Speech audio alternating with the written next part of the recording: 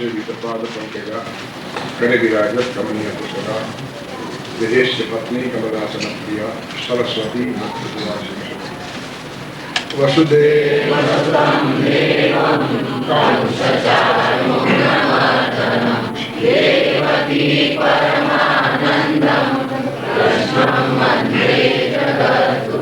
चिंतयन्तो माम् अनन्याश्चिन्तयन्तो माम् ये जना पर्युपासते ये जना पर्युपासते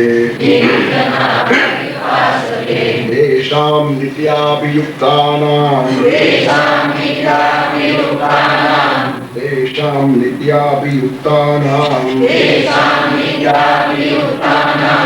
योगक्षेमं वहाम्यहम् योगक्षेमं वहाम्यहम्।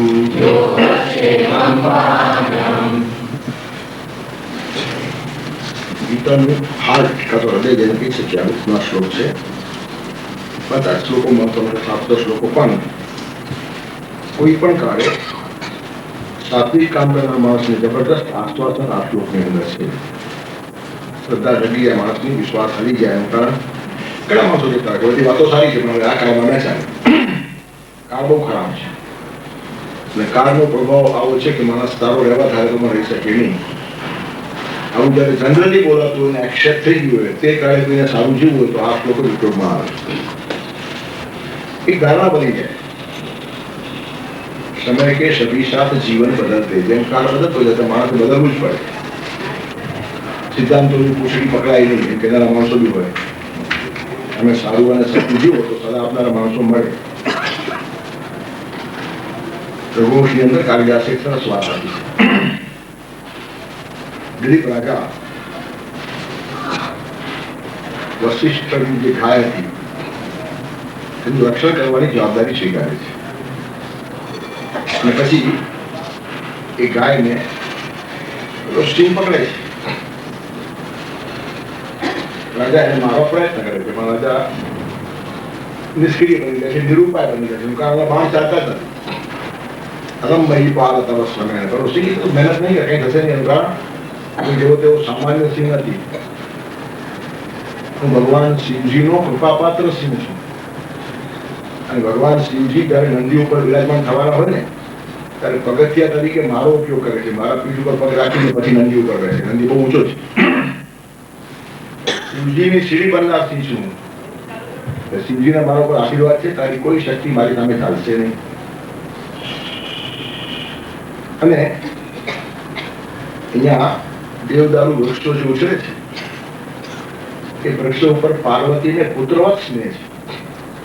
અમુંપુર પશ્યતિ દેવદારુમ પુત્રી કૃતો સૌરસ ભદ્વદેન યો હેમ કુંભસ્તન્ય સુતાનામ સ્કંદસ્ય માતુપય શામ્રસગ્નઃ. આ ઝાડ છે ને દેવદારુ વૃક્ષ, એને પાર્વતી માતાનો માતૃપ્રેમ મળ્યો છે. સ્કંદ એટલે કાર્તિકેય. કાર્તિકેયને પોતાના સ્તનમાંથી પાર્વતી દૂધ પીવડાવે છે. તો પાર્વતીના હાથમાં જે ઘડો છે એ પણ સ્તન જેવો જ છે. સ્તનકુંભ, એક સ્તનકુંભ અને આ બીજો કુંભ.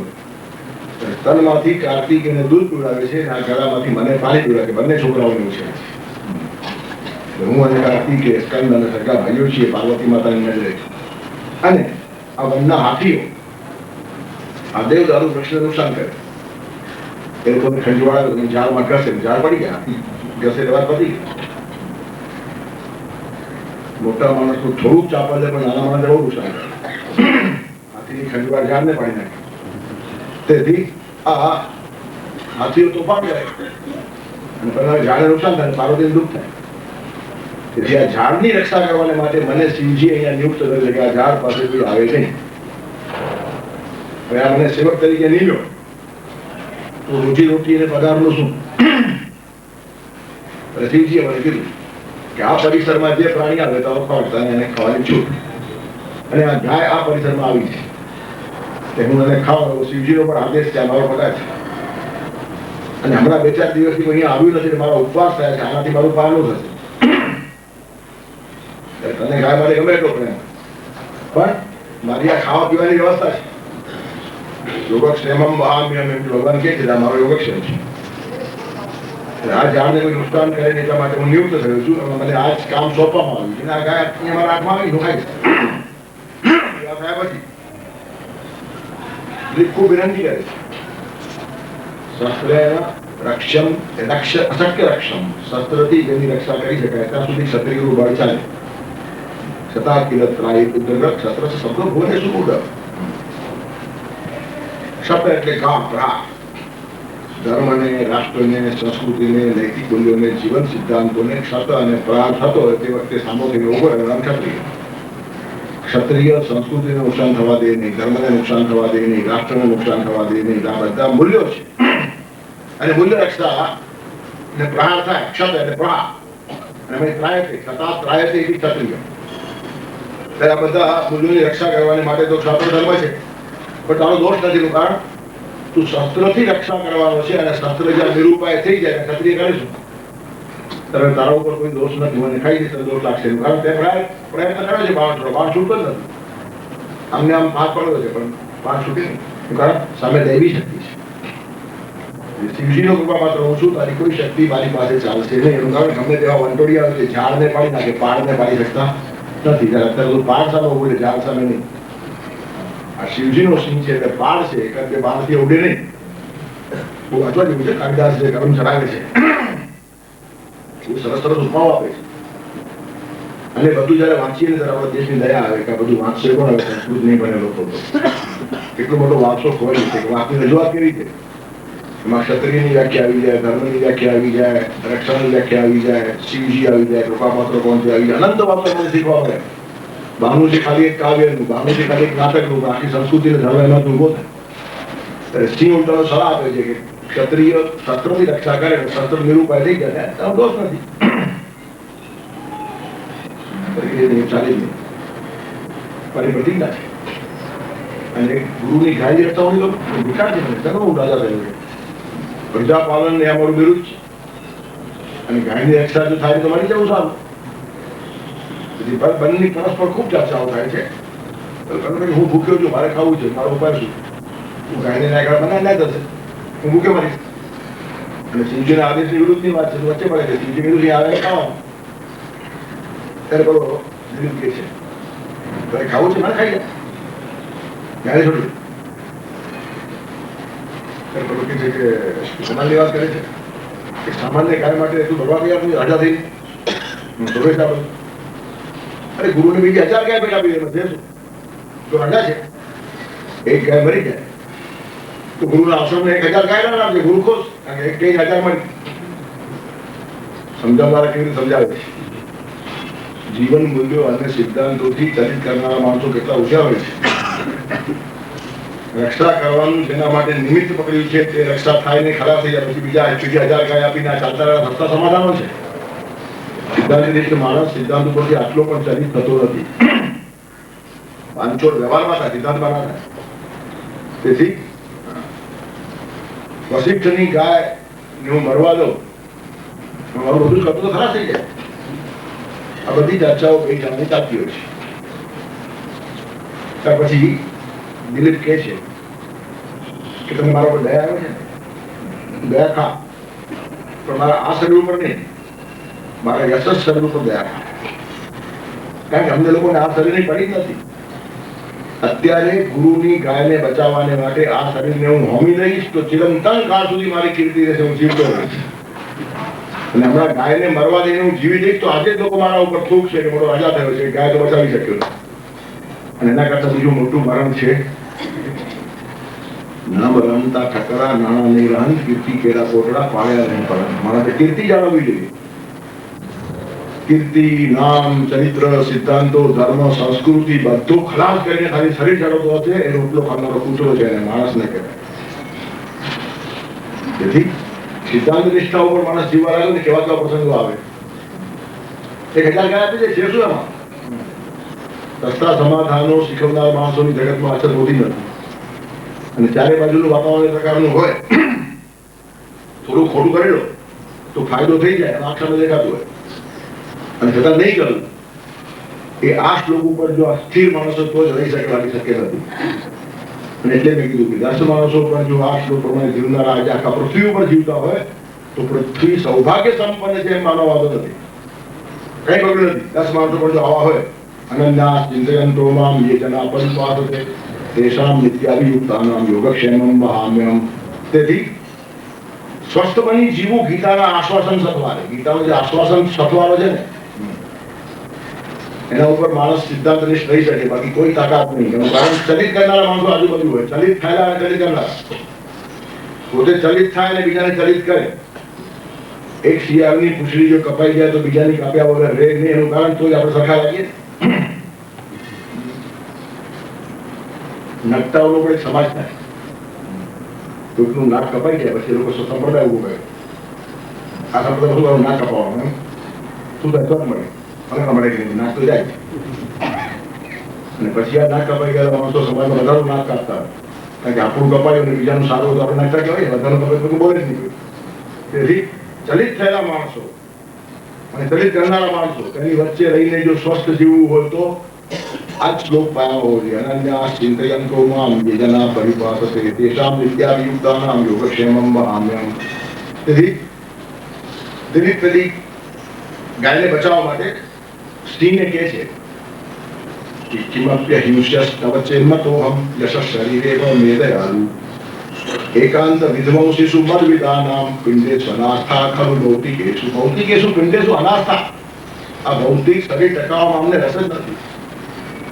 અત્યારે પ્રાણનું બલિદાન, પ્રાણની આહુતિ આપીને જો ગાય બચી જાય એના જેવી બીજી વાત નથી શ્રેષ્ઠ. તું મને ખાઈ જશે ચાલી ગયા અને તું મને ખાઈ જશે તો તે મારા ઉપર દયા કરી છે મારી, અને નહીં ખાય તો તું મારા પ્રત્યે ક્રૂરતાથી વર્ત્યો છે. મારા ખૂણે ખાતે પણ કઈ દયા હોય ને, તું મને ખાઈને દયા પ્રગટ કર. તું મને ખાશે તો મારી કીર્તિ ટકશે, તું મને જીવાડશે તો મારી કીર્તિ ખરાબ થશે. ત્યારે દયા કરવી જોઈએ તો યશ શરીરે બહુ બે દયાલુ. મારા યશ શરીર ઉપર દયા કર, આ શરીર ઉપર નહીં. છેલ્લે બાકી એક મોસ્ટ પ્રેક્ટિકલ એડવાઇસ જેને કહેવાય તે સિંહ આપે છે. અને બધા જ પ્રેક્ટિકલ લોકો સમાજમાં સિદ્ધાંતનિષ્ઠ લોકોને આ જ સલાહ આપતા હોય છે કે એક શ્લોક કાર્યરત રહી રાખે કે એકાદ પત્ર જગત પ્રભુત્વમ નવમ ભયક્રાંતમિદમ પુષ્યમ અલ્પસ્ય હેતુ બહુ હાતું ઈચ્છા વિચાર મૂઢ પ્રતિભાસી મેતમ. તો મૂર્ખો લાગે છે, વિચાર મૂળ છે. રાખે ચલા એટલી નાનકડી વાત માટે કેટલો મોટો ત્યાગ. એકાદ પત્રમ જગત પ્રભુત્વમ. તું ચક્રવર્તી રાજા છે, એક છત્ર તારું રાજ છે, આખા જગત પર પ્રભુત્વ છે.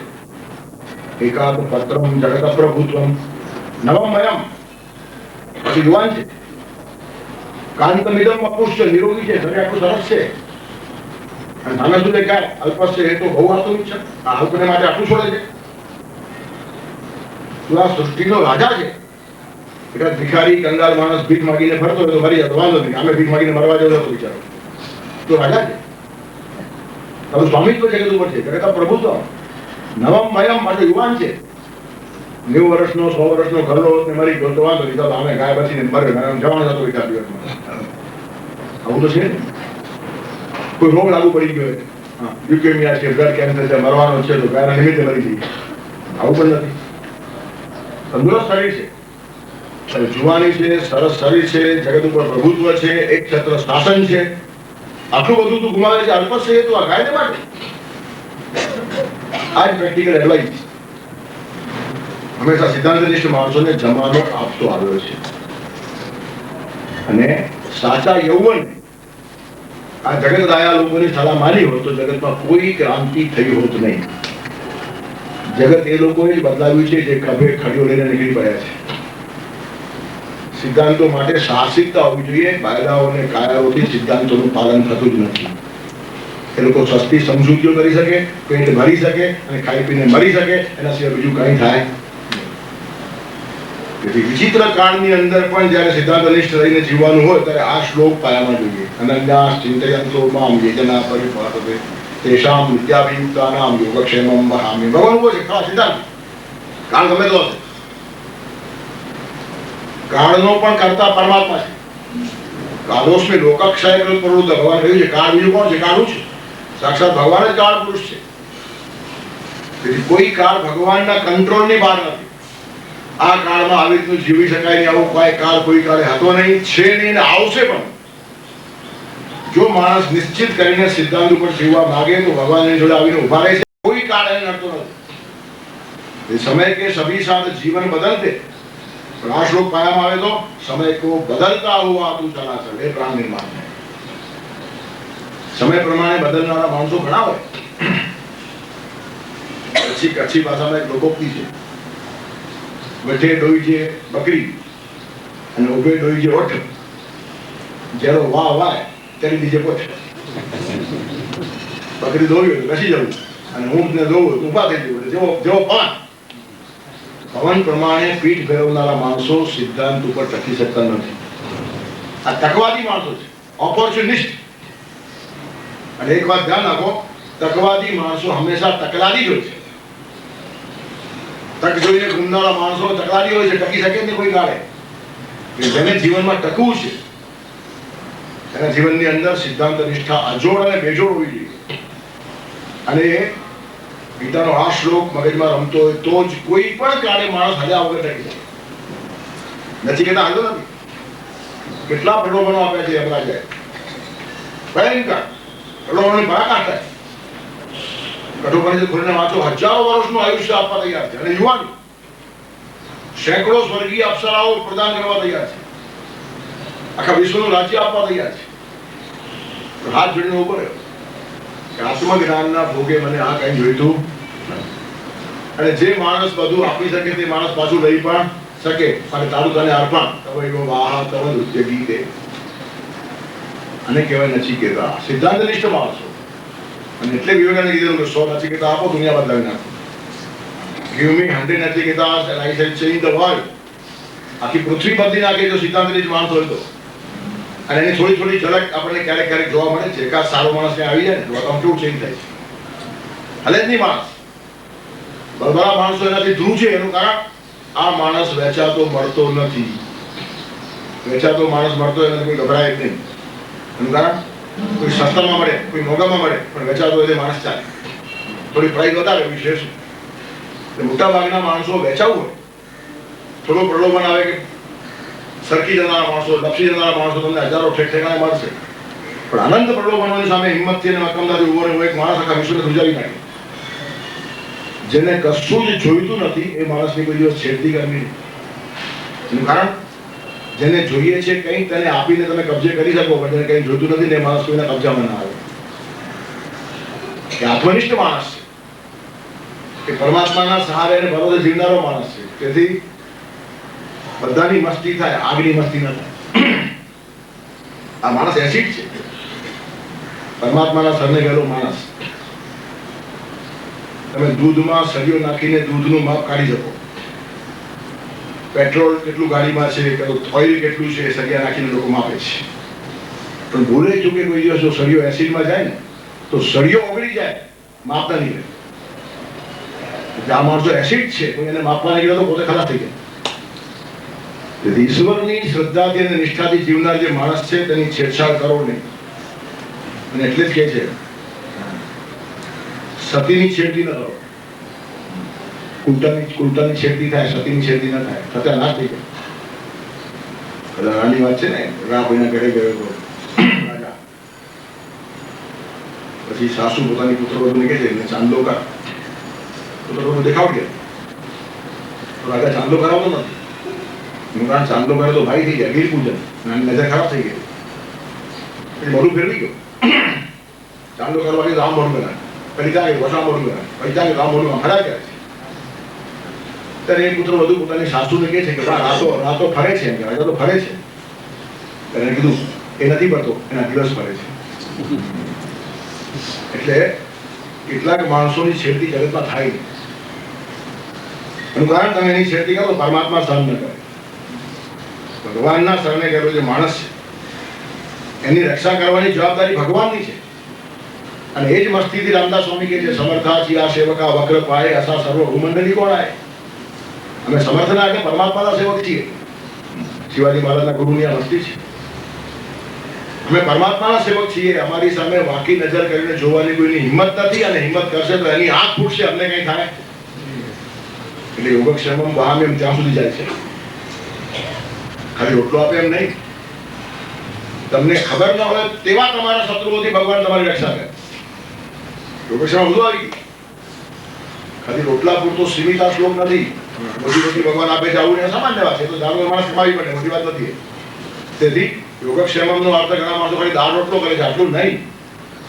રક્ષણ સર્વ રીતે તમારી ઇન્દ્રિયોને જાળવે, બેકવા ન દે, તમારા મનને સાચવે, ચંચળ થવા ન દે, તમારી બુદ્ધિને સાચવે, વિશુદ્ધ બુદ્ધિ રાખે, કામધેનુ જેવી બુદ્ધિને બગડવા ન દે, તમારા અંતઃકરણને સાફ રાખે, આત્માનો અવાજ તમને દિવસ રાત મળ્યા કરે. કેટલા ઠેકાણે યોગક્ષેમ છે. ખોરાક બધાને જોઈએ છે. શરીરને ખોરાક જોઈએ, મનને ખોરાક જોઈએ, બુદ્ધિને ખોરાક જોઈએ, હૃદયને ખોરાક જોઈએ, આત્માને ખોરાક જોઈએ. એ બધી પુષ્ટિ પરમાત્મા આપે છે. ઇન્દ્રિયોને પણ સાત્વિક ખોરાક મળવો જોઈએ. ઇન્દ્રિયો આડી આડી ભટકે નહીં. એની આંખ આડું આવડું જોઈએ તેનું કારણ એની આંખમાંથી ભગવાન જોઈએ છે. રક્ષણ છે. એના કાન અસ્તવ્યસ્ત સાંભળે તેનું કારણ કાનમાંથી ભગવાન સાંભળે છે. એની જીભ અસ્તવ્યસ્ત બોલે તેનું કારણ જીભથી ભગવાન બોલે છે. ત્યાં સુધી રક્ષા છે. એ તો બોલતા બોલતા બફાઈ જાય. ઘણા માણસો બોલ્યા પછી કે સોરી, મારો કહેવાનો અર્થ આ નહોતો. અર્થ આ નહોતો, મારા જીવનમાં ઘણા અનર્થ છે, માટે આ બધું આવે છે. તેથી પરમાત્મા રક્ષા ક્યાં સુધી કરે? તમારી દ્રષ્ટિને જાળવે, તમારી જીભને જાળવે, તમારા કાનને જાળવે, તમારી ગતિને જાળવે, ખાલી પેટને જાળવે એટલું નહીં. તેથી યોગક્ષેમનો અર્થ પેટ પૂરતો સીમિત નથી. એ તો જાળવે જ, સવાલ જ નથી. એ પણ વિચિત્ર કાળમાં જાળવવું અઘરું છે, તો ભગવાન જાળવે જ છે. એના કરતા મોટો અર્થ છે આ શ્લોક. સીમિત નહીં કરવાનો શ્લોક કે આ માણસે દાળ રોટલો મળે છે. દાળ રોટલો એકા સેટ પણ કોઈને આપી દે દાડે તો. તેથી પરમાત્મા જે યોગક્ષેમનું વહન કરે છે, પ્રત્યેક ઠેકાણે માણસને જાળવે. પ્રવેશી નગર કીજે સબ કાજા, હૃદય રાખી કૌશલ પૂર્ણાજા, ગરદ સુધા રિપુ કરત મિતાઈ, ગોપદ સિંધુ આનંદ શીતલાઈ. તુલસીદાસજી કહે છે ભગવાનને સાથે રાખીને ચાલો, પછી બધું સારું થઈ જાય. ગરડ સુધા ઝેર પણ તમારા જીવનમાં અમૃત થઈ જાય. ભગવાનની જવાબદારી છે. મીરાના ઝેરને ભગવાને અમૃત બનાવ્યું નહીં, બધાના ઝેરને ભગવાન અમૃત બનાવે છે. તમારા માટે લોકો ગમે એટલું ઝેર રોકતા હોય, પણ અંતિમ પરિણામ અમૃતમાં જ આવે. તમારું અકલ્યાણ થાય જ નહીં. કોઈના ઝેર રોકવાથી અકલ્યાણ થાય આટલો ભગવાન અસમર્થ નથી. એ ઝેરને અમૃતમાં ફેરવતા આવડે છે. જગના સૌ ઝેર પ્રભુ અમૃત બનાવશે, પંક વિશે પંક જીવનનું ખીલાવશે, રાખે એનો સદા તું સથવારો, નહીં થાશે વાકો વાર્તારો. તેથી પરમાત્માના શરણે ગયા પછી તમારા ઝેરને અમૃત બનાવી નાખવાની જવાબદારી ભગવાનની છે. શત્રુત્વ માણસો કરે, શત્રુ ન હોય એવું બને જ નહીં. સારા માણસોને વધારે શત્રુ હોય. રામને પણ શત્રુ હતા, કૃષ્ણને પણ હતા, મહાવીરને પણ હતા, બુદ્ધને પણ હતા. તો અજાત શત્રુનો અર્થ શું? જેને શત્રુ નથી તે અજાત શત્રુ નહીં. એના હજારો શત્રુ હોય, પણ એના મનમાં કોઈને માટે શત્રુ ભાવ ન હોય, એનું નામ અજાત શત્રુ. I can control myself. દુનિયાનું નિયંત્રણ મારા હાથમાં નથી, મારું નિયંત્રણ મારા હાથમાં છે. સામે હજારો માણસો મારા માટે દુર્ભાવ રાખી શકે, પણ હું બધા માટે સદભાવ રાખી શકું, એ મારા હાથની વાત છે. એ રક્ષણ છે. તમે તમારી જાતની રક્ષા કરી શકો છો, પરમાત્મા તમારી જોડે હોય તો. તેથી ગમે તેવા વિચિત્ર સિચ્યુએશનમાંથી ભગવાન સાચવીને એ માણસને બહાર કાઢી જાય. એનું નામ છે યોગક્ષેમમ વહામ્યહમ. તેથી શત્રુઓ ન હોય તે અજાત શત્રુ નહીં, પણ એને કોઈના માટે શત્રુ ભાવ હોય. અને બીજું, સારા માણસની સીધી શત્રુતા કરવાની કોઈનામાં હિંમત નથી. સારા માણસોના શત્રુ હંમેશા છુપા હોય, ભગવાન સિવાય ખબર પણ ના પડે. ખરાબ માણસના સામે સામા શત્રુ થવું સહેલું છે, એનું કારણ સમાજનો સહકાર મળ્યા, બદમાશ છે, સામે આ માણસ ઉભો છે. પણ તમે સારા હોય તો તમારી સામે ઉભા રહેવાની હિંમત નહીં. તે તમારા હિત શત્રુઓ છુપા રહીને ઘા કરે, તેની કેવળ ભગવાનને જ ખબર પડે. યોગક્ષેમમ વહામ્યહમ. ત્યાં ભગવાન ધ્યાન રાખે. સારા માણસની સામે આવું સહેલું નથી. એ પીઠ પાછળ મસ્તી કરવી પડે, ખબર પણ નહીં પડે કે શત્રુ છે. અને તેવા શત્રુઓથી પણ જાળવવાનું કામ હું કરું છું. કેટલી ઊંડાણ સુધી આ શ્લોક ગયેલો છે. સજ્જનના અને સારા માણસના શત્રુ થવું ને ખાવાના ખેર નથી. મિત્ર થઈને આવે અને શત્રુનો સ્વાંગ સજી. મિત્રતાનો સ્વાંગ સજી શત્રુઓ ગુમશે, સોને કરતા બધાએ પડકારો, નહીં થાશે વાકો વાર્તારો. તેથી શત્રુઓ પણ મિત્રોનો મૂર્ખો કહીને આવે. એનું કારણ સામનો કરવાની, સત્યનો સામનો કરવાની કોઈનો હિંમત હોતી નથી. બધા જ માણસો સત્યની સામે કમજોર છે. સત્ય પરમાત્મા છે. તેથી સાચા માણસોના શત્રુઓ છુપા ઉલટા, એને ખબર બી ન પડે. અને પરિણામે અને ખબર ન પડે તો એની જરૂર પણ નથી, કારણ પરમાત્માને ખબર પડે છે ઘણું છે. જેને જવાબદારી ભાર જેને દઈ દીધો પોતાનો ભગવાનને, વહી કે તો સકે વાર બીજાનો સહેલાઈથી. તેથી હળવાશથી તે માણસ જીવે જેને જીવનનું સુકાન હરીને હાથમાં સોંપ્યું છે. ડરવાનું મારે હવે શું કામ છે, મારું જીવન સુકાન તો હરીને હાથ છે. તેથી ભગવાનના હાથમાં જેને જીવનની લગામ સોંપી તે મને ડર નથી લાગતો. એનું કારણ ભગવાનની ઈચ્છા વગર કંઈ થવાનું નથી. ગમે એટલા ધમ પછાડા માણસો કરે, ultimately thy will shall be done. અને એ જ મસ્તીથી ભક્તો ગાતા હોય છે, જીવતું સિદ્ધિને ચિંતા કરે, કૃષ્ણને કરવું હોય તે કૃષ્ણને છોડ્યા પછી તમારે ઘણું બધું કરવું પડે, કરીને પણ તમે કંઈ કરી શકતા નથી. એની અનુભૂતિ થાય, માર ખાઈને કેટલાક માણસો શીખે. અને ભક્તો ડાયા છે, પહેલેથી સમજે કે ઈશ્વરની ઈચ્છા વગર કશું થશે નહીં. પછી અસ્વસ્થ થવાનું કારણ શું છે, ખોટી ચિંતા કરવાનું કારણ શું છે? જીવતું સિદ્ધને ચિંતા કરે, કૃષ્ણને કરવું હોય તેમ કરે. દુનિયા બોલે તેને બોલવા દઈએ, આપણે રામ ભજન માણીએ. એક જ મસ્તી છે, રામના શરણે જાઓ, શ્યામના શરણે જાઓ. પણ બધાને છોડીને આપણે કામના શરણે જઈએ છીએ, દામના શરણે જઈએ છીએ, ચામના શરણે જઈએ છીએ. આડાવડા શરણ સ્વીકાર્યા છે. આપણને દામ મહત્વનું લાગે, પૈસો મહત્વનું લાગે, ચામ મહત્વનું લાગે, ચામડું મહત્વનું લાગે, કામ ઈચ્છાઓ મહત્વની લાગે. ખરેખર મહત્વના કોણ છે? રામ અને શ્યામ. અને રામ અને શ્યામ હો ત્યાં પજવેના કામ રહે. પછી એને કોઈ કામના હેરાન ન કરે, ત્યાં પણ ભગવાન રક્ષા કરે. યોગક્ષેમમ મહામ્યમ બહુ જ ઊંડો શ્લોક છે. જે માણસ જીવનની અંદર અંતરંગ સાધના કરતો હશે, જાગૃત રહીને, તેને ક્ષણે ક્ષણે આ શ્લોક કામ લાગે. 24 કલાકનો શ્લોક છે, એક દિવસ વાંચવાનો શ્લોક નથી. 24 hours and 365 days આ શ્લોક જ તમારા શરીરમાં ફરવો જોઈએ. રુધિરાભિષણ, યોગક્ષેમમ મહામ્યમ, યોગક્ષેમમ મહામ્યમ. પછી કઈ આગળ છે? ગરડ સુધા, જ્યારે અમૃત થઈ જાય. રીપુ કરત મિતાઈ, દુશ્મનો સામે ચડી તમારી મૈત્રી કરવા આવે, થાકી જાય. એ કેમ થાકે તમને ખબર ન પડે, પણ થાકે. કોણ થકવે? પરમાત્મા થકવે.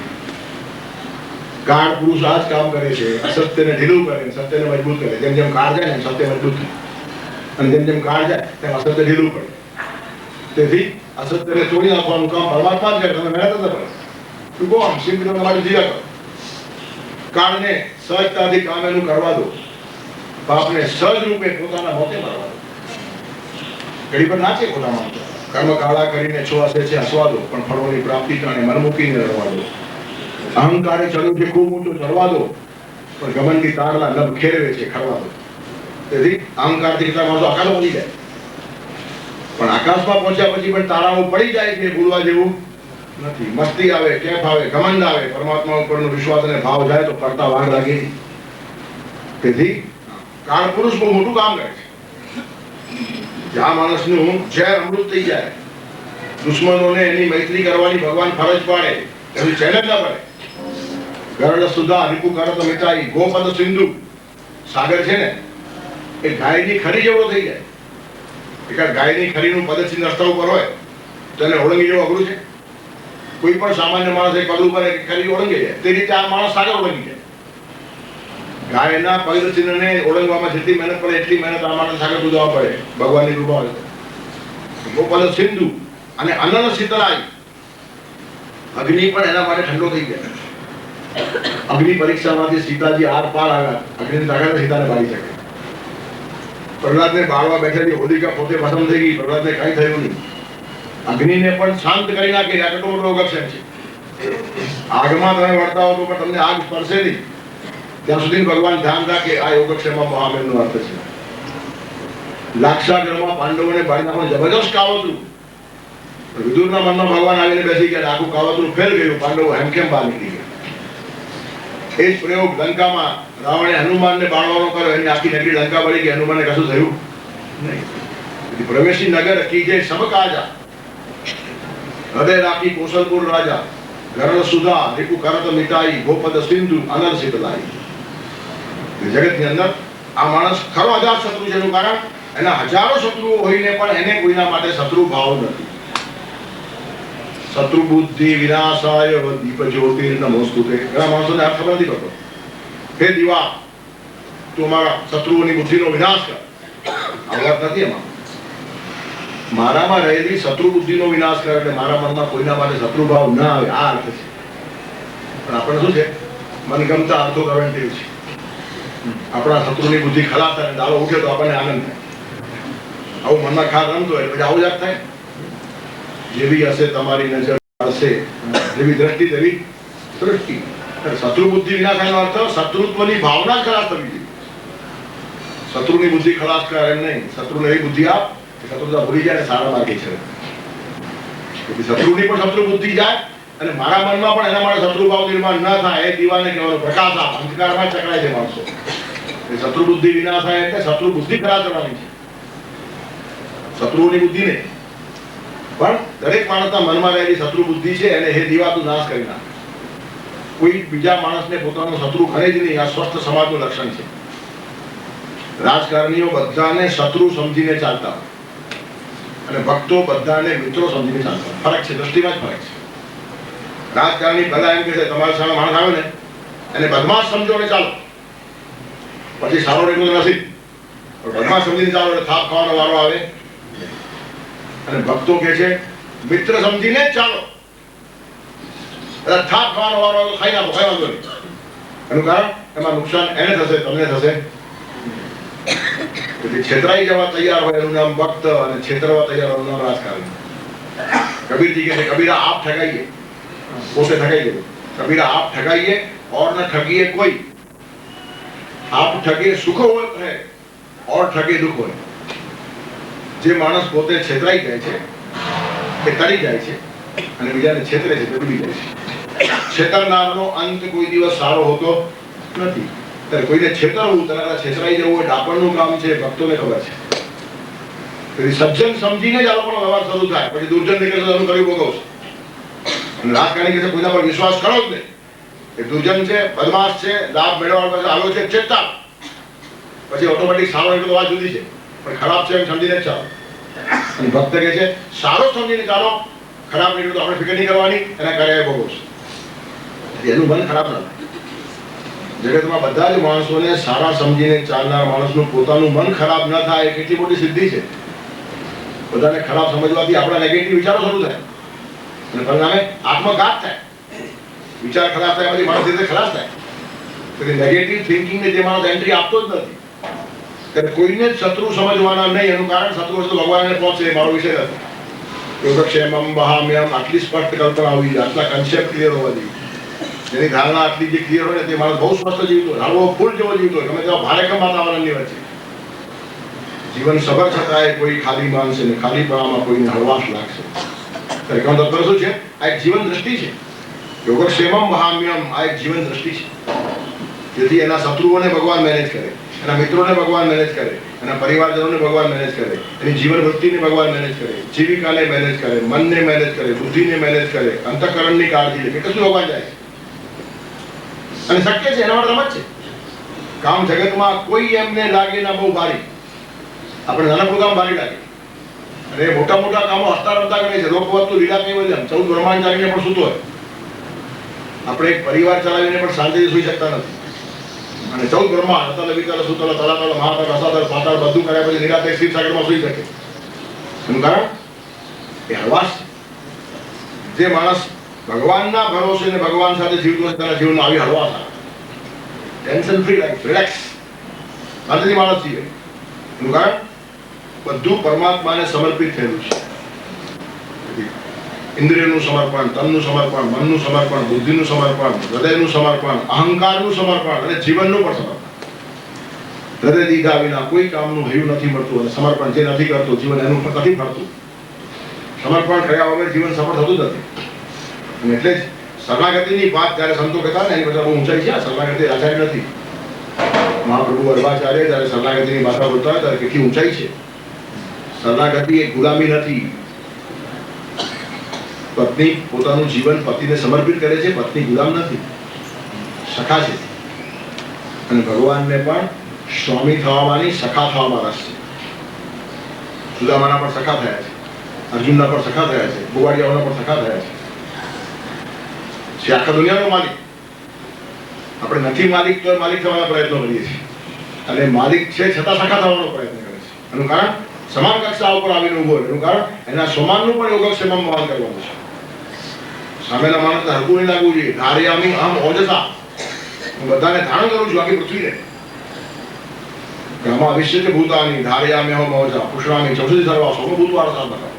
તેથી ગામ એટલે પૃથ્વીમાં પ્રવેશ કરીને એને હું ધારણ કરું છું. ઓષ્ઠી એટલે મારા તેજથી નહીં, એનું તેજ ટકાવીને ધારણ કરું છું. ઓજસા ધાર્યામાં ધાર્યામાં બે અર્થ થાય.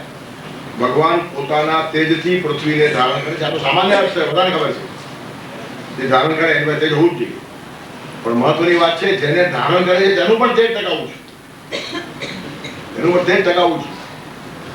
સૂર્યના કારણે આ પૃથ્વી ટકે છે. સૂર્ય ન હોય તો પૃથ્વી ટકે નહીં. અને સૂર્યને પૃથ્વી પાસેથી કંઈ જોઈતું નથી. બધું સૂર્ય આપ્યા જ કરે છે. એ સૂર્ય નારાયણ કહેવાય, ભગવાનનું સ્વરૂપ છે. બધું સૂર્ય પાસેથી મળે છે.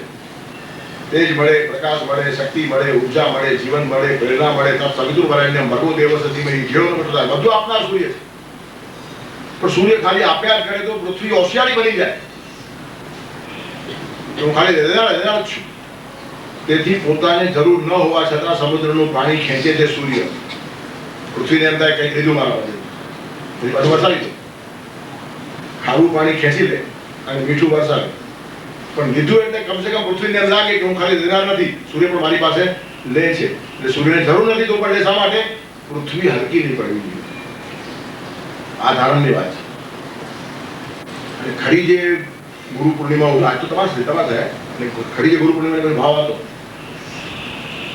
સમાજના માણસોને એમ ના લાગે અમે ખાલી લીધા જ કરીએ છીએ તેથી કંઈક આપવાનો પ્રયત્ન કરે. આ માણસને જરૂર ન હોય તો પણ લે. એનું કારણ આ લોકો હોશિયાર થાય, લાચાર થાય. આટલી હાઈ હતી. ગુરુજી બિરાજવાના છે અને બધાને આવવા વિનંતી છે. દિવસો નહીં હતા. જાહેરાત તો ગુરુ પૂર્ણિમા કરવી પડે, છાપાઓમાં કરવી પડે, ટીવીમાં કરવી પડે. કારણ ગુરુત્વ જ ગયું છે. સૂર્ય જરૂર ન હોય છતાં પૃથ્વી પાસેથી લે છે, તેમ ગુરુ થોડું ઘણું સ્વીકારે. એમાં આપણું ગૌરવ છે. એનું કારણ આપણે શું કરી શકીએ? બીજું આ હાઈટથી ઉજવનારી ગુરુ પૂર્ણિમાના તમારા જોઈને આપણને આશ્ચર્ય થાય કે ક્યાંથી નીકળ્યા અને ક્યાં પહોંચ્યા. ત્યારે કહેવાનું તાત્પર્ય બહુ જ મોટા મૂલ્યો છે આ બધા, ખબર જ ના પડે. પણ જાહેરાતના વિશે બનાવવા પડવાનું કારણ છે ગૌરવ અને ગુરુત્વ આપણે ખોઈ બેઠા છીએ. સૂર્ય મારા પાસેથી કંઈક લે તો પૃથ્વી હોશિયારી ન થાય, પૃથ્વી લાચાર ન થાય. તેમ ગુરુ થોડું ઘણું કંઈક સ્વીકારે તો આપણે સંતોષ થાય કે આપણે ખાલી લેનાર નથી, કંઈક આપણે આપ્યું. વાસ્તવમાં આપણે જે કંઈ ગુરુને આપીએ છીએ ને તો નગણ્ય છે. શું આપવાના? આપણે બિલકુલ ભૌતિક વાતો આપી શકશું. આ તો જીવનના જીવન તરીકે જન્માંતરો સુધરી જાય. મન, બુદ્ધિ, જીવન બધા જ પુષ્ટ થાય છે. સૂર્ય જે આપે છે એની સામે પૃથ્વી કશું ના આપી શકે. ગુરુ જે આપે છે એની સામે જગત કશું ના આપી શકે. પણ છતાં સૂર્ય લે છે અને ગુરુ થોડું સ્વીકારે છે. એની પછવાડે સામેના માણસનું સમાન ગવાય નહીં. હું ખાલી લેનાર જ છું આવો ભાવ ને ઉભો થવો જોઈએ. એ સામેના માણસનું ગૌરવ ટકાવવાને માટે થોડોક લેવા જેટલો નીચો પણ આ માણસ ઉતરે છે. એનું કારણ આપણા જેવો જ છે એમ લાગે. ભગવાન સખા થવા એટલા માટે આવે છે. સ્વામી જ છે. ઈશ્વર પોતાના વર્તનથી આ બધી વાતો શીખવતો હોય છે. અને આ શ્રેષ્ઠ જનો, ગુરુજનો ભગવાન પાસેથી શીખતા હોય છે. બહુ નેચરલ વર્તન આ લોકોનું હોય. જેવું ભગવાનનું વર્તન તેવું જ આ. તેથી પછી આવા માણસો માટે ભગવાન થતો લાગે. ભગવાન વેદવ્યાસ, ભગવાન પતંજલિ, ભગવાન પાણીની, ભગવાન વાલ્મીકી, બધા જ ભગવાન. શા માટે? એ જ કક્ષાથી જીવે છે. ઈશ્વરની જે જીવવાની ધારણા કે જે કલ્પનાઓ છે તે મુજબ જીવવાનો પ્રયત્ન ચાલતો આ લોકો માણસનો. શું છે? કોઈને હોશિયાર બનાવે નહીં, કોઈને લાચાર બનાવે નહીં, કોઈને હલકા બનાવે નહીં. આપણે કોઈને ધારણ કરતા જ નથી ને કરીએ તો હલકા બનાવ્યા વગર રહેતા પણ નથી. અને તેથી હંમેશા જે આશ્રય છે ને એ સોનેરી હોવું જોઈએ.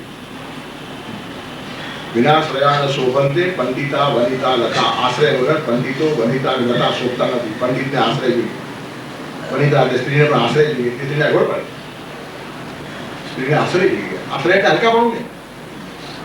પતિ અતિશય સુગંધી હોય તો સ્ત્રી ગૌરવની જગ્યામાં ફરતી હોય.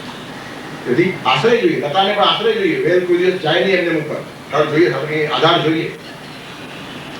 આ શ્લોકની સમજ્યા વગર ઘણા માણસો મજા પડે. વનિતા અને લતાની લાઈનમાં પંડિતને મૂકી દીધા. વનિતાને આશ્રય જોઈએ, લતાને આશ્રય જોઈએ, પંડિતને બી આશ્રય જોઈએ. આટલા પંડિતો હલકા છે. પણ વનિતાને લતા હલકા છે એવું ભણી દીધું. પેલા વનિતા લતાને હલકા ઠારવાના અને પછી પંડિત એના ભેગું બેસાડે એમ કહીને આ શ્લોકને સુધી નાખવાના. એનું કારણ સમજતા નથી આવડતું. વનિતા પણ મહાન છે, લતા પણ મહાન છે અને પંડિત પણ મહાન છે. પણ એને આશ્રય મળે તો એની શક્તિ નાનકડી વાતોમાં જાય નહીં. એ શ્લોક જો પૂરો વાંચે તો માણસ લૂંટાઈ ન કરે. આ તો એક જ લાઈન છે. નિરાશ્રયાન શોભંતે પંડિતા વનિતા લતા અનર્ઘ્યમપી માણિક્યમ હેમાશ્રયમ અપેક્ષતે. અનર્ઘ્ય માણિક્ય મૂલ્યવાન માણેક હોય, પણ એને પણ સોનાનો આશ્રય જોઈએ. ખાલી ખાલી માણેક આમ લટકતું નથી કામ. તેથી સોનાની માળામાં એ માણેકને ગૂંથવું પડે છે. માણેકને પણ સોનાનો આશ્રય જોઈએ. તેમ પંડિત વનિતા અને લતાને પણ આશ્રય જોઈએ, પણ સાથે સોનું કીધું છે. આશ્રય સોને જેવો જોઈએ, પિત્તળનો નહીં. આશ્રય આપનારો માણસ પિત્તળ જેવો હોય તો તમને હલકા પાડ્યા સિવાય છોડે નહીં. અને આશ્રય આપનારો માણસ જો સોના જેવો સોનેરી હોય તો તમારું ગૌરવ વધાર્યા વગર છોડે. એટલે જેને આશ્રય આપો છો તેનું ગૌરવ વધારો, એને હલકો પાડવાનું પાપ ન કરો. એટલે ઊંચાઈથી ભગવાન વાતો કરે છે. ભૂલે ચૂકે એકાદ બે માણસો તમે સાચવતા હશો ને તો એનું ગૌરવ હણો નહીં. તમારા નોકરનું પણ ગૌરવ જાળવો. તમારા રોટલા જોડે ભગવાને એના રોટલાનો ભાગ રાખ્યો છે ત્યારે એ તુચ્છ છે, હલકો છે, તમે એને ગાળો આપો, તું બબુચર છે ને બુથર છે, તારા અક્કલ કેટલી, તારામાં કેટલી, હમણાં બંધ થઈ જાય મગજ છટકી ગયા માણસો. તેથી અસ્તવ્યસ્ત બોલવા જેવું નથી. જગતની અંદર માનવ ગૌરવ એને કહેવાય. બધાને હલકા પાડતા જવાના અને માનવ ગૌરવ ઉજવવાનું શું વાત છે? તેથી એક માનવનું ગૌરવ, એક પણ માણસને હું હલકો ઠરાવી શકતો નથી. એનું કારણ માણસને હલકો ઠરાવવો એનામાં રહેલા પરમાત્માને હલકો ઠરાવવાનું પાસ. એટલે આશ્રય સોનેરી હોવો જોઈએ. મોટા ભાગે પિત્તળના આશ્રય હોય છે અને પરિણામે આશ્રિતો હેરાન થઈ જાય છે. જોયો તો આપણે સંસ્થાને કોઈ સમર્પિત થાય, કોઈ કાર્યને સમર્પિત થાય, કોઈ શ્રીમંત માણસો કોઈને સ્પોન્સર કરે ને આ કામ માટે છૂટો મૂકી દે, પણ એ શ્રીમંત માણસે પગે લાગીને એને આપવું જોઈએ. સંભાવના કે પગાર ના અપાય. તું મારું સ્વીકારે છે ને આવું સારું કામ કરે મને પુણ્ય મળે છે. હવે ચાન્સ ક્યાંથી મળે? મારા 100 નોકરને પગાર આપતો હોઈશ તેના કરતાં વધારે પુણ્ય આમાં મળે છે. એનું કારણ તો આખા સમાજને ઊભું કરવાનું કામ કરે છે. દક્ષિણા પગે લાગીને આપવાની હોય છે, વાઉચર પર સહીને નહીં. શું છે? સંભાવના કહેવાય, એને પગાર કહેવાય નહીં. એ પગાર નથી, એ સંભાવના છે. કારણ તારો માણસ પૂજા કરે છે. એ દક્ષિણા શબ્દ આવ્યો છે. દાક્ષિણ્યથી અપાય, નમ્રતાથી અપાય. અને તાર માણસ પણ દક્ષ રહે, જેટલું લઈને આગળ 100 કામ કરી આપે. એનું કારણ મફતનું ખાવા માટે બેઠો નથી. એટલે લેનાર પણ બહુ ગૌરવથી જીવે ને આપનાર પણ ગૌરવથી આપતો હોય. બંને જણાની હાઈટ હોય પણ અમે સમાજ શોધતો. અને આવો જ આશ્રય ભોજ રાજાએ કાલિદાસને આપેલો. કાલિદાસને ગૌરવ હતું. ભોજ પોતાના જેવી ટ્રીટમેન્ટ આપે. જેવા રાજમહેલમાં ભોજ રાજાને એવો જ મહેલ કાલિદાસ માટે. 4 ઘોડાની ગાડીમાં ભોજ રાજા ફરતો હતો, કાલિદાસની પણ એવી જ ગાડી. એનું કારણ બહુ સમજતો હતો કે રાજા હું છું, પણ વિદ્વાન ખરો આ છે અને મારા કરતા મોટો છે. વિદ્વાન ત્વમ છે લોપત્વમ છે નૈવ તુલ્યમ કદાચન સ્વદેશે પૂજ્યતે રાજા વિદ્વાન સર્વત્ર પૂજ્યતે. તેથી સિંહાસન ઉપર બેઠો છું માટે હું મોટો છું, પણ ખરો મોટો માણસ આ છે. એની મોટાઈ પરખવાની તાકાત હતી. ગૌરવથી કાલિદાસને રાખતો. તેથી કાલિદાસ એકવાર કીધું કે ભોજ જેવો રાજા મળવો મુશ્કેલ છે. ફૂલ તો ગુલાબ કા ઓર ફૂલ ગાય કા, फल तो आम्रफल और फल गाय का, दूध तो गाय का और दूध गाय का, राजा तो भोज राजा और राजा गाय का, और राजा होવો જોઈએ. જે વિદ્વાનની કદર સમજે, સજ્જનતાનો મહિમા સમજે, સિદ્ધાંતનું મૂલ્ય સમજે અને શ્રેષ્ઠ માણસને શ્રેષ્ઠ કામ શ્રેષ્ઠ રાખીને કરવાથી હલકો પાડ્યા વગર. આ ગૌરવ છે. યોગક્ષેમમ વહામ્યહમ. ભગવાન આવા માણસો નિમિત્ત કરાવે. એ રાજા પોતાની જાતને નિમિત્ત સમજતો હોય. શ્રેષ્ઠ માણસોનું ભગવાનને જ રક્ષણ કરવું છે અને નિમિત્ત બનાવે છે. ભગવાન કે આકાશમાંથી વરસાવતો નથી, પણ સારા કામમાં કોઈ માણસને ભગવાન નિમિત્ત બનાવે તો નિમિત્ત બનનારનું પણ ભાગ્ય છે. એ તો હલકા માણસોને પોષવામાં કેટલા માણસોની શક્તિ ખચાઈ જતી હોય. સરકાર ગુંડાઓને રોજ પૈસા આપવા પડે, છૂટકો જ નથી. તો આવા નિમિત્ત થવું તેના કરતાં સારા માણસને આપણે આપી શકીએ એવું નિમિત્ત ભગવાન બનાવે ને તો જન્માંતરનું આપણું પણ ભાગ્ય હોવું જોઈએ. તેથી આ સમજણથી ભોજ રાજા જીવતો હતો અને ગૌરવ હતો. પણ લોકોને કંઈ હાઈટ ખબર નહીં. ભોજની બી હાઈટ ખબર નહીં અને કાલિદાસની બી હાઈટ ખબર નહીં. લોકો ગમે તેમ બોલે. હા, કાલિદાસ ભોજના વખાણ કરી દીધું. કારણ બોલે એટલે જાળવે છે, સાચવે છે, જલસા કરાવે છે, સરસ ગાડી આપે છે, સરસ મકાન આપે છે, એટલે અને વખાણ કર્યા કરે છે. શ્રેષ્ઠ માણસ, વિદ્વાન માણસ કોઈના વખાણ ક્યાં સુધી કરે? ખરેખર માણસ સાચો ને સારો લાગતો હોય ત્યાં સુધી. થોડી પણ વિકૃતિ આવે ને તો સારા માણસ વખાણ કરે એનું કારણ ને તો એ સરસ્વતીની કલા જૂઠવાઈ જાય. પણ કાલિદાસની ગરિમા ખબર નહીં. લોકો પોતાના માપથી વધારે માપે. જેવા આપણે તેવા બધા. વાતો ભલે મોટી મોટી કરીએ પણ આ બધું મળે છે ને મારે કાલિદાસ વખાણ છે. કદાચ એવું નથી, ખરેખર ભોજ આપણો યોગ્ય છે. પણ લોકોને કંઈ પાઠ ભણાવવો હશે ભગવાને આવો એક પ્રસંગ ઉભો કરે. ભોજ અને કાલિદાસમાં મતભેદ છે. કોઈક વાત ઉપર મન પકડાઈ ગયું, ભોજ ઝડપ રહી ગયું. કાલિદાસ, તું મારી વાત નથી માનતો? કાલિદાસ ચેતી ગયો. હવે અહંકારની દુર્ગંધ શરૂ થઈ. તું મારી વાત નથી માનતો એમ તું બોલે છે?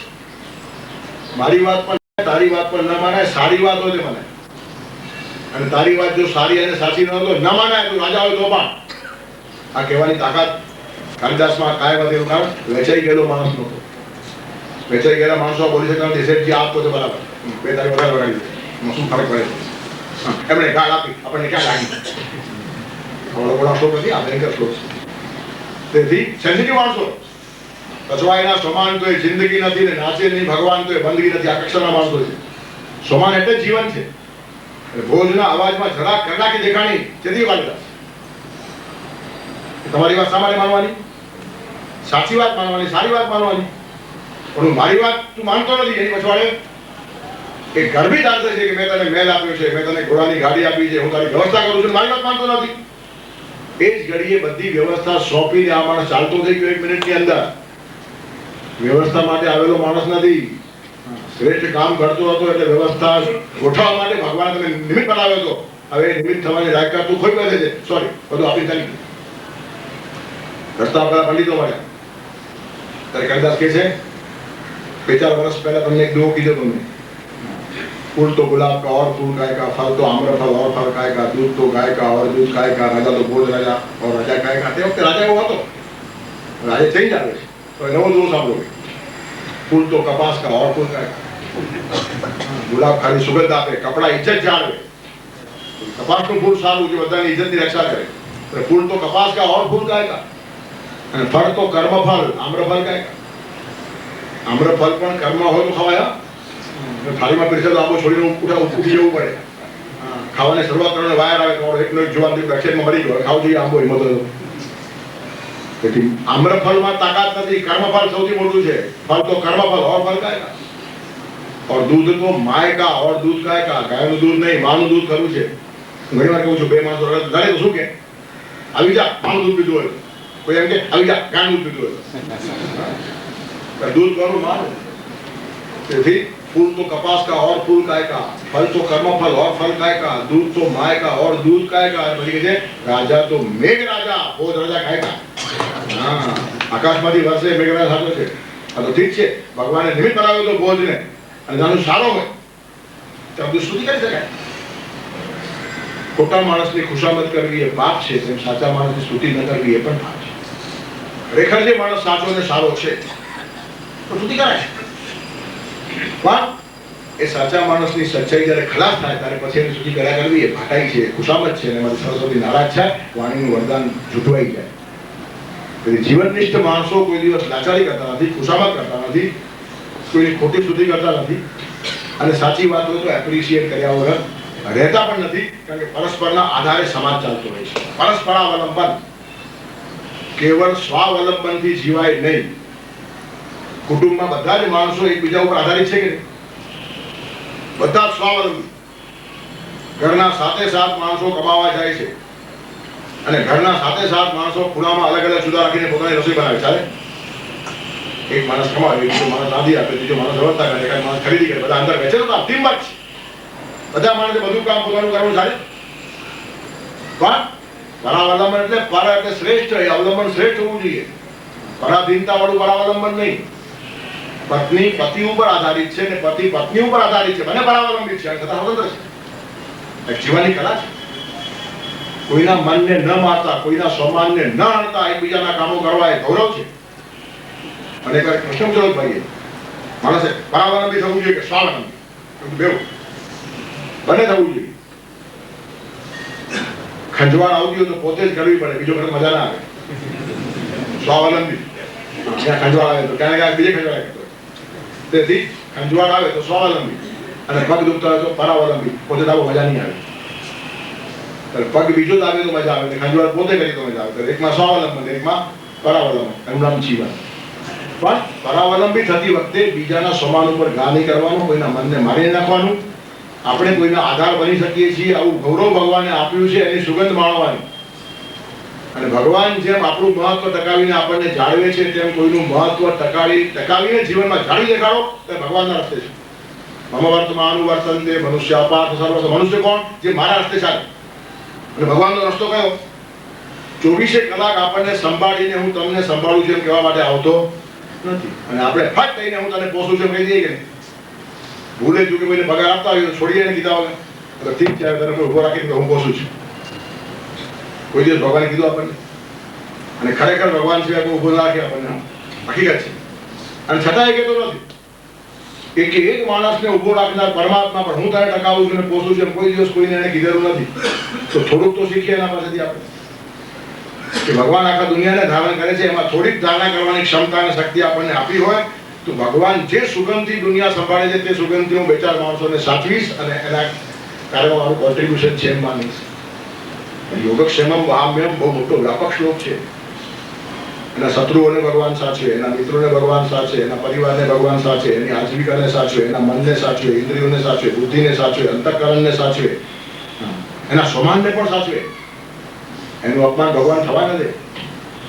દુર્યોધનના ઘરે ભગવાન જમવા નહીં કે એનું કારણ આપ્યું છે. પાંડવાન દ્વિષસે રાજન મો પ્રણાય પાંડવ. તું રાત દિવસ પાંડવોનો દ્વેષ કરે છે અને પાંડવ મારા પ્રાણ છે. પાંડવો મારા સાધનની અંદર છે અને જે માણસ મારા સાધનને મોટું કરી નાખતો છે ને તે માણસ મારો દુશ્મન છે. તેથી પાંડવોના દુશ્મનને પોતાનો દુશ્મન ગણીને કૃષ્ણ ઉભા રહી ગયા છે. તો કૃષ્ણને કોની સાથે ગયા? પણ ભક્તોને આ યોગક્ષેમમ છે. ભીષ્મે પ્રતિજ્ઞા કરી છે રાતના 12 વાગે કે આવતીકાલે નિષ્પાંડવ પૃથ્વી કરીશ. પાંડવો સુઈ ગયા છે નિરાતે. કૃષ્ણ બેઠે છે. આવતીકાલે પાંડવો ઉભા રહે ચાલે કેવી રીતે? અને બીજે દિવસે પછી ઉભા થઈ ગયા છે શસ્ત્ર હાથમાં લઈને. શસ્ત્ર હાથમાં લઈશ ની આવી પ્રતિજ્ઞા હતી પણ પ્રતિજ્ઞા તોડી નાખી. એનું કારણ પાંડવો મારે તે મને ચાલે જ નહીં, મારે એનું રક્ષણ કરવાનું છે. યોગક્ષેમમ વહામ્યમ. તેથી પોતાની પ્રતિષ્ઠા કે પ્રતિજ્ઞા કે વિચાર કર્યા વગર ભગવાન સુધી પડે છે. આ શ્લોક વાંચ્યા પછી સાચા માણસને ગગડિયા થાય. એથી ભગવાન કાળજી રાખે છે. છે ને કરુણા ભીની આંખો તારી પલ પલ મને નિહાળે. ભગવાનની આંખોમાંથી કરુણા છલકાય છે અને ખરા ભક્તને આવી અનુભૂતિ થાય કે ભગવાન દુનિયા તરફ જુએ છે કે નહીં કોને ખબર, પણ 24 કલાક મારા સામે જુએ છે. 24 અવર્સ ભગવાન બધા સામે જુએ છે. અનુભૂતિ કોઈ નહીં થાય. ભગવાન બધાની કાળજી રાખે છે. જરા આગળ વધી કહું તો આવા કેટલાક માણસોને ભગવાન જોવાનો પ્રયત્ન કરતા હોય ને દુનિયા સામે જોવાઈ જવાય. શેરડીના સાથે પેલા એરંડિયા પાણી પીએ એવા કેટલાક મહાપુરુષો હોય જેને જોયા હોય ભગવાનને ચેન ન પડે ને એમના માટે દ્રષ્ટિ કરે તો આખા પૃથ્વી ઉપર દ્રષ્ટિ થઈ જાય, પૃથ્વીનું કર્મ થઈ જાય. પણ ભગવાન કેટલીક વાર આવા માણસોને જોવા પ્રયત્ન કરતા હોય છે. એ બધા આપણે પ્રવચનમાં આવ્યા છીએ. કોઈક માણસ આવતો ન હોય પણ એની પત્ની આવતી વિરોધ ન કરે, મૂકી પણ જાય, પછી લેવા પણ આવે. ઘણા હોય એમાં રાતનો ટાઈમ મળે તો ખાસ લેવા આવે. ક્યારેક પ્રવચન લાંબુ ચાલી જાય પછી ભાઈ ઉપર આવે પોતાની પત્નીને આમ શોધે ચાલે. ભાઈ હવે નીકળે બહુ થઈ ગયું લાંબુ ચાલે અને બહાર નથી બોલતા. ત્યારે આપણો ટાઈમ થઈ ગયો. આમ પછી બૈરાઓમાં જોયા ને બૈરાઓને ભયંકર માણસ છે. સત્સંગ આવીને બધા બૈરાઓને જોયા કરે છે. કઈ જોતું નથી, એ પોતાની શોધે છે. એની પત્નીની નજર મળે તરત આમ કે ઉઠ એટલે ઉભી થઈ જાય, પછી ભાગી જાય, પછી કોઈ પડી જ નથી એને. તેમ ભગવાન પણ આ દુનિયામાં જોતા હોય, આપણને વહેમ પડે આપણા ઉપર જુએ છે, એ પોતાના માણસને શોધે છે. તેથી યોગક્ષેમમ વહામ્યમ આ હેત છે. પરમાત્મા સાથે આવું એક અનુસંધાન થઈ જાય કે કરુણાભીની આંખો તારી પલ પલ મને નિહાળે. અનન્યા ચિંતયંતો મામ યે જના પરિપાસતે તેષામ નિત્યાભિયુક્તાનામ યોગક્ષેમમ વહામ્યમ. આ અનુભૂતિનો શ્લોક છે, બોલવાનો છે જ નહીં. અને છતાં આપણે 3 રવિવાર બોલ્યા. એ બાને બી કંઈક થોડું જો ધ્યાનમાં આવતું હોય. અને હવે એક લેવલ છે આપણા 8-9 વર્ષનું બેકગ્રાઉન્ડ છે. તેથી આવા લોકો આ શ્લોકની ગરિમા સમજી શકે તેવો મને વિશ્વાસ છે. એટલે બોલો તો બોલાય નહીં, આ જીવવાનો શ્લોક છે. ખાલી પારાયણ થઈને આનંદ માણવાનો. પણ આપણા કેન્દ્રની એક કક્ષા આવી છે અને બધા કબૂલ કરે છે લોકો. હમણાં આપણો કાર્યક્રમ થયો ને, કાર્યક્રમ આપનારા ખુશ થઈ ગયો.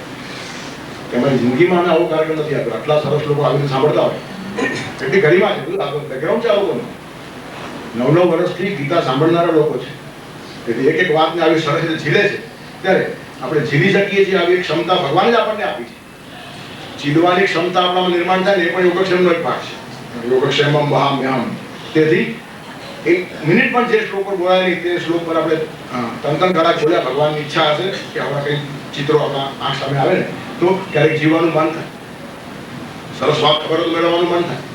તેથી વર્ણન જો આંખ સામે આવ્યું હોય ને તો કોઈ દિવસ એમ થાય કે એ જન્મની ધર્માંતરે એવા આ શ્લોકને આદર સ્વરૂપ આપણું પોતાનું જીવન થાય. તો આશીર્વાદ ભગવાન પાસે આપીએ અને આ શ્લોકને નમસ્કાર કરીએ. આગલા શ્લોકનું પાલન કરી રાખીએ. આવતા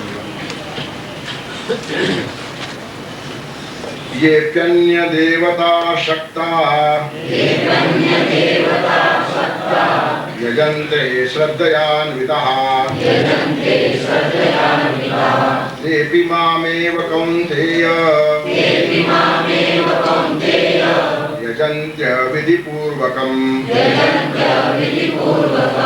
वसुदेवसुतं देवं कंसचारूरमर्दनम् देवकी परमानन्दं कृष्णं वन्दे जगद्गुरुं. गुरुर्ब्रह्मा गुरुर्विष्णु गुरुर्देवो महेश्वरः